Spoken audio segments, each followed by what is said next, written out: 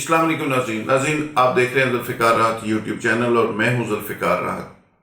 ناظرین کل 17 جون ہے، 17 جون 2020۔ آج سے 5 سال پہلے 17 جون 2014 کوئی ایک ایسا لاہور کے دل کے اندر ایک ایسا واقعہ رونما ہوا جو لوگوں کے دل و دماغ کے اوپر اس لیے نقش ہو گیا کہ یہ ان واقعات میں سے ایک واقعہ تھا جس کو براہ راست تمام میڈیا نے ٹیلی کاسٹ کیا۔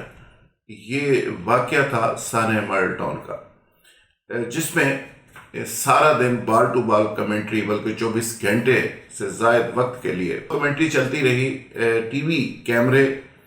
کچھ ایسے دلخراش مناظر دکھاتے رہے جس کی وجہ سے گھروں کے اندر بچے سہمے رہے، خواتین روتی رہیں۔ منہاج القرآن کے جو لوگ تھے، ورکرز تھے، لیڈرز تھے، ان کے اوپر قیامت صغریٰ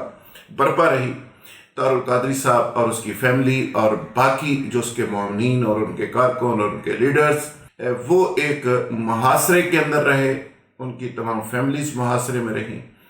اور لاہور کے اندر، ماڈل ٹاؤن کے اندر، جو حکمرانوں کا اپنا ہی محلہ اور اپنا ہی گھر ہے، شاید اپنے گھر کے ساتھ کسی اور کو وہ اس طرح پھلتا پھولتا نہیں دیکھنا چاہتے تھے۔ اسی ماڈل ٹاؤن کے اندر یہ قیامت صغریٰ برپا ہوئی۔ اسی ماڈل ٹاؤن کے اندر پہ تاریخ نے عجیب و غریب مناظر دیکھے، اور کچھ واقعات تاریخ میں ایسے ہوتے ہیں کہ جو زندگی میں، جو تاریخ پہ، جو لوگوں کے ذہنوں پہ نقش ہو جایا کرتے ہیں۔ یہ بھی ایک ایسا ہی واقعہ ہے۔ اس کے بعد 17 جون 2014 کو 14 لوگ شہید ہوئے، 100 سے زائد اس میں زخمی ہوئے۔ اور یہ ایسا واقعہ تھا کہ جس میں ایک حاملہ خاتون کے منہ کے اندر گولی ماری گئی، اور وہ جب ہلاک ہوتی ہے، اس کے دم نکلتے ہیں، اس کی جان نکلتی ہے، تو وہ یا علی مدد بھی کہہ رہی تھی۔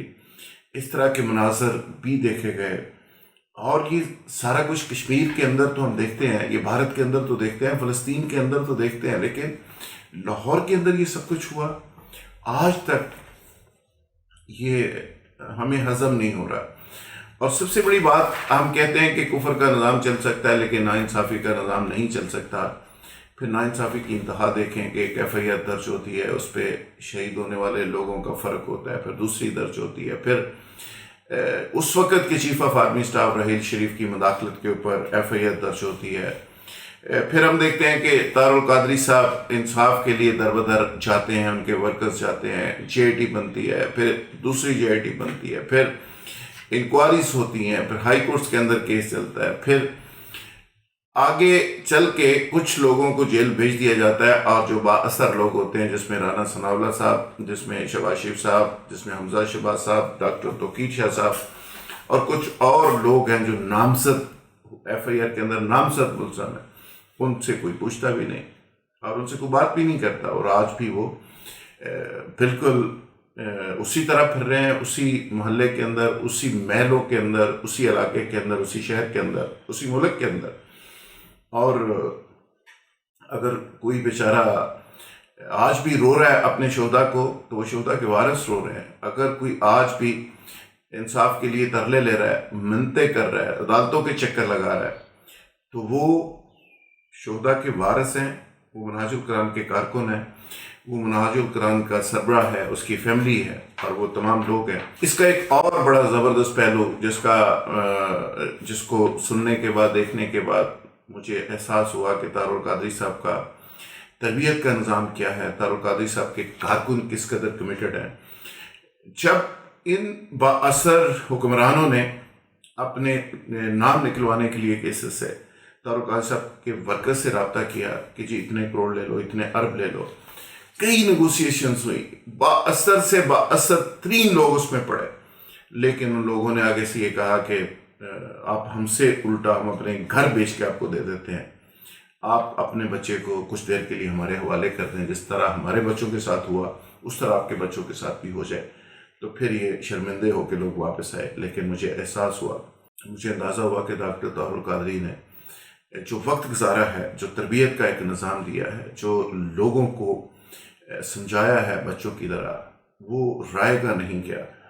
یہاں پہ تو ریمنڈ ڈیوس سے لے کے آپ کس میں کیس کی بات کروں، اس ملک کے اندر تو ہر کیس پہ مکمکہ ہوا، ہر کیس کو بیچا گیا، خون کو بیچا گیا، ارمان کو بیچا گیا، جذبات کو بیچا گیا، لاشوں کو بیچا گیا. وہ پاکستانی ہوں یا دوسرے ہوں، مسلم پاکستانی ہوں یا دوسرے ہوں، مدعی پاکستانی ہوں یا دوسرے ہوں باہر کے، لیکن بیچا گیا، لاشوں کو بیچا گیا، اغوا کر کے بچیوں کو دے دیا گیا. عافیہ صدیقی سے لے کے میں کس کی بات کروں، لیکن اس میں ڈاکٹر طاہر القادری صاحب کے ورکرز جو ہیں وہ کھڑے رہے، وہ جھکے نہیں، وہ بکے نہیں، اور میں اس پہ ان کو سلام پیش کرتا ہوں. دوسری بات، طاہر القادری صاحب نے ایک لمبی سٹرگل کی، جس طرح سیاست کے اندر انہوں نے ایک لمبی سٹرگل کی، اسی طرح انہوں نے انصاف لینے کے لیے ایک لمبی سٹرگل کی. ہر انصاف کی عدالت کا دروازہ کھٹکھٹایا، ہر بااثر شخص کی دروازہ کھٹکھٹایا. چیف آف آرمی اسٹاف سے اوپر بااثر شخص اس ملک میں نہیں سمجھا جاتا، اس کے دروازے پہ گئے، چیف جسٹس کے دروازے پہ گئے. پرائم منسٹر جو ان کے کزن ہوا کرتے تھے، کبھی سیاسی کزن، عمران خان صاحب آج کل وہ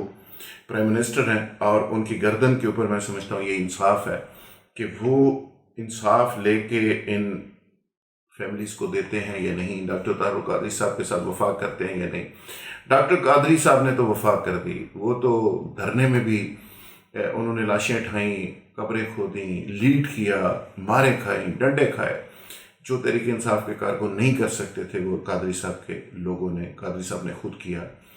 اور قادری صاحب نے دھرنے کے دوران عوام کو جہاں پہ شعور دیا، عوام کو جہاں پہ اویئرنیس دی، آئین اور قانون کے بارے میں لوگوں کو سمجھایا اور بتایا کہ یہ آئین اور قانون ہے کیا، جو آپ کو سمجھایا نہیں جاتا، جو لوگوں کو بتایا نہیں جاتا، جو لوگوں کو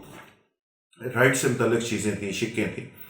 وہ الگ سے انہوں نے ایک سروسز دی. لیکن جو بات انہوں نے اس وقت کی وہ آج ساری سچ ثابت ہو رہی ہے. وہ منی لانڈرنگ سے ریلیٹڈ ہو، وہ نظام کے استحصال سے ریلیٹڈ ہو، وہ اس گلے سڑے نظام سے متعلق ہو، جو بات ڈاکٹر طاہر القادری صاحب نے اس وقت کی وہ آج ایک بات سچ ثابت ہو رہی ہے. انہوں نے عمران خان صاحب کو جو کہا وہ آج سچ ثابت ہو رہا ہے. عمران خان صاحب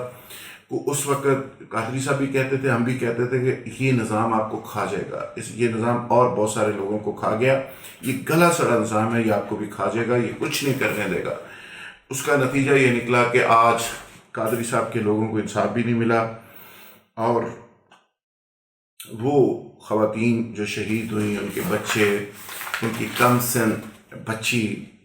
وہ بیچاری آج بھی پٹک رہی ہے پیٹ کے کارکنوں کے ساتھ، آج بھی دھکے کھا رہی ہے. وہ خاتون تنزیلہ کی بیٹی ثاقب نثار صاحب کی عدالت سے لے کے کون سی عدالت ایسی ہے جہاں پہ وہ نہیں گئی. اور وہ ڈاکٹر توقیر جو اس میں کلپرٹ تھا، ایک جو سیکرٹری ٹو چیف منسٹر تھا، وہ باہر کی پوسٹیں کاٹ کے کروڑوں روپے کما کے آج کل پاکستان میں جی او آر کے اندر ایک بڑے بنگلے میں، 1 ایکڑ سے زائد بنگلے کے اندر وہ بیٹھا ہوا ہے، مزے کر رہا ہے. اور وہ بچے جن کے پیارے قبروں میں چلے گئے، وہ بیچارے آج بھی سڑکوں کے اوپر پلے کارڈ لے کے آج بھی وہ بیچارے اکرام خانیاں کر رہے ہیں. آج بھی جس وقت میں آپ سے بات کر رہا ہوں آج ان کی برسی منائی جائے گی، اور آج بھی وہ بیچارے انصاف کے لیے ترس رہے. میں سمجھتا ہوں کہ ہمارے ملک کے اندر جہاں پہ اور بہت سارے المیہ ہیں، وہاں سب سے بڑا المیہ انصاف کا نہ ملنا ہے. اور جس معاشرے کے اندر انصاف نہیں ملتا وہاں پہ لاسنس ہوتا ہے، وہاں پہ لا قانونیت ہوتی ہے، انارکی ہوتی ہے. اور اسی لیے میں دوبارہ کہوں گا کہ حضرت کرم اللہ وجہ، حضرت علی کرم اللہ وجہ نے کہا تھا کہ کفر کا نظام چل سکتا ہے، ظلم کا نظام نہیں چل سکتا. لیکن ظلم پھر ظلم ہے، بڑھتا ہے تو مٹ جاتا ہے. اس ملک کے اندر ایک قصوری صاحب کا قتل ہوا تھا، جس پہ 109 109 اماد جسو بولتے ہیں، اس کے اوپر بھٹو صاحب کو سزائے موت دے دی گئی تھی. یہ دن دہاڑے 14 لوگ قتل ہوئے، شہید ہوئے، 100 کے لگ بھگ لوگ زخمی ہوئے، جس میں ان بزرگوں کو اس طرح مارا گیا جیسے کشمیر کے اندر، فلسطین کے اندر مارا جاتا ہے. بے دردی کے ساتھ خواتین کو مارا گیا، حاملہ خواتین کو مارا گیا، اور اس کے باوجود انصاف نہیں ملا. اور میں سمجھتا ہوں کہ آج ڈاکٹر طاہر القادری ان شہداء سے یقیناً شرمندہ ہیں، ہم خود بھی شرمندہ ہیں لیکن وہ شہداء تمام کے تمام سرخرو اس لیے ہیں کہ وہ اس ریاست کے ظلم کے نتیجے میں شہید ہوئے، لیکن ہم سب لوگ 22 کروڑ عوام شرمندہ ہیں کیونکہ ہم ان کو انصاف نہیں دلا سکے۔ میں سمجھتا ہوں کہ آج اگر پاکستان کی قوم کھڑی ہو جائے، اسی کو ایک مثال بناتے، اسی واقعہ کو ایک مثال بناتے،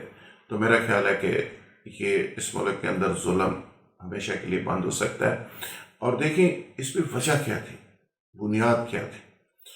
بنیاد سمپل یہ تھی جو مجھے سمجھ آتی ہے کہ چونکہ شریف برادران مال ٹاؤن کے چودھری ہیں، اس کے بعد پنجاب کے چودھری ہیں، پھر لاہور کے چودھری ہیں، پھر پورے پاکستان کے چودھری بن گئے، تو وہ نہیں برداشت کر سکے کسی صورت میں کہ ڈاکٹر طارق قادری صاحب جو ان کی مسجد میں ایک وقت امام ہوا کرتے تھے، ان کے قریبی ہوا کرتے تھے، وہ بھی ان کا بھی نیٹ ورک اسی محلے کے اندر اتنا پھیل جائے کہ وہ پورے پنجاب کے بھی ایک بڑے بن جائیں، پھر پاکستان کے بن جائیں، پھر پوری دنیا کے اندر ان کی جس طرح فالوئنگ ہے، جس طرح انڈیا سے لے کے کینیڈا تک اور کینیڈا سے لے کے پوری دنیا تک اور کراچی سے خیبر تک ان کی فالوئنگ ہے، اور وہ ایک بڑے مذہبی لیڈر کے طور پر ایک ایسی ایک لبرل سوچ رکھنے والے ایک لیڈر کے طور پر ابھرے ہیں، جو میرے خیال ان حکمرانوں کو ہضم نہیں ہو سکتا۔ اور اسی جیلسی کی بنیاد کے اوپر ایک ایسا بوگس کیس ڈال کے کہ وہاں پہ رکاوٹیں ہیں اور وہاں پہ اسلحہ نے برآمد کرنا ہے، نہ اسلحہ ملا، رکاوٹوں کا معاملہ پہلے چونکہ کورٹ میں تھا، وہ سارا ایک طرح سے بوگس کاروائی تھی، اور اتنی بوگس کاروائی تھی کہ جب بھی مورخ تاریخ لکھے گا، جب بھی مورخ قلم اٹھائے گا، تو شہداء سرخرو ہوں گے، تحریک منہاج القرآن کے لوگ سرخرو ہوں گے، کیونکہ وہ نہاتے بھی تھے، وہ بیچارے آگے سے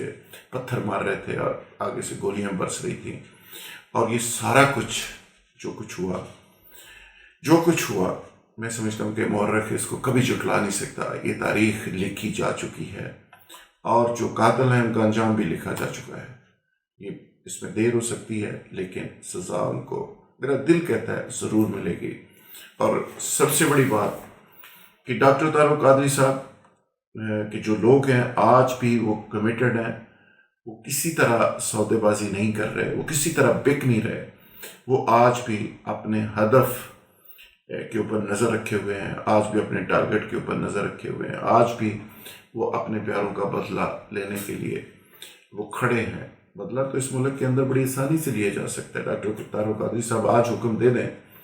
تو 15 منٹ میں بدلہ لیا جا سکے گا، لیکن میں سمجھتا ہوں کہ ان کو کریڈٹ چاہتا ہے، وہ ایک پورا من شخص ہے، وہ بندوق اٹھانے پہ بلیو نہیں کرتے،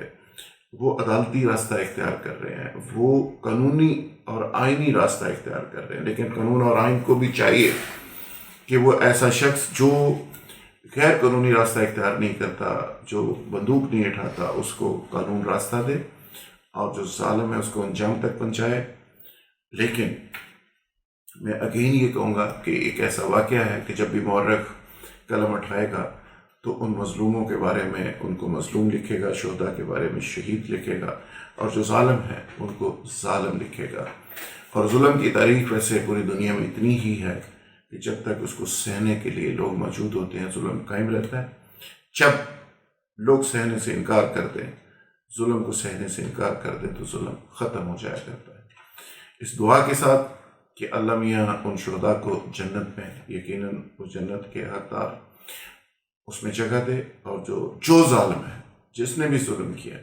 اس کو انجام تک پہنچائے۔ Thank you very much.